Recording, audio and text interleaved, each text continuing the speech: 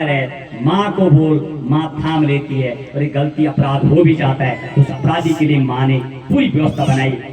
पूरी व्यवस्था उसको बोलते आर्टिकल 20। इतना सॉलिड व्यवस्था है कि पहली बात तो पुलिस आपको सिर्फ उठा के ले जाती है। पुलिस को ये अधिकार नहीं दिया है कि अपराधी है कि बोलने का, उसको कोई राइट नहीं बोलने, उसे ले जाता है। वो कौन बोलेगा?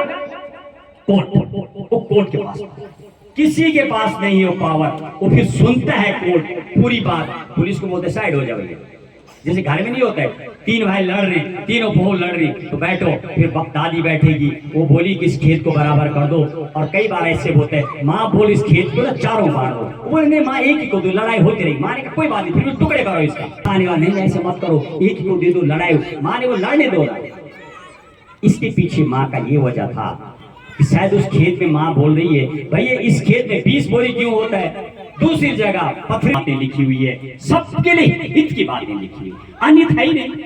किसी को कोई ऐसा नहीं किया, सिस्टम से बनाया गया। जब जब लगता है तब तब चेंज होता है। और ऐसे भी बहुत बार देखा गया है, कई ऐसे कानून बनाए गए। जब आप देखेंगे, जब इंदिरा गांधी का राज था तो बहुत पढ़ के मतलब इस संविधान की पुस्तक पढ़ोगे ना, इसको बहुत बार छेड़ा गया जिस तरीके से कि जब 1498 तब जाके हमें आजादी मिली है। और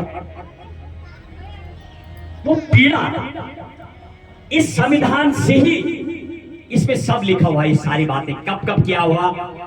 और थोड़ा समाज और इसी मेरी भारत में अखंडता, प्रभुत्व सबको एक जगह रखा गया। न तो कोई बड़ा है, न कोई छोटा है, न कोई महिला है, न पुरुष है। जिस तरीके से भगवान के यहाँ एक ही है। अरे एक ही तो फर्क है आत्मा का, एक महिला एक पुरुष। लेकिन इस भारत माँ के संविधान में वो भी अलग कर दिया गया। आर्टिकल 14, 15, 16 ऐसे बनाए गए। कोई भेद नहीं है, कोई फर्क नहीं है, वो इसमें व्यवस्था है। रही बातें कि यदि उनके लिए कुछ छूट दी गई है, उसके पीछे ये वजह था कि जिस तरह से घर में होते कोई कमजोर बच्चे तो थोड़ा उसको ध्यान रखना पड़ेगा, उसको घी को लाना पड़ेगा, शायद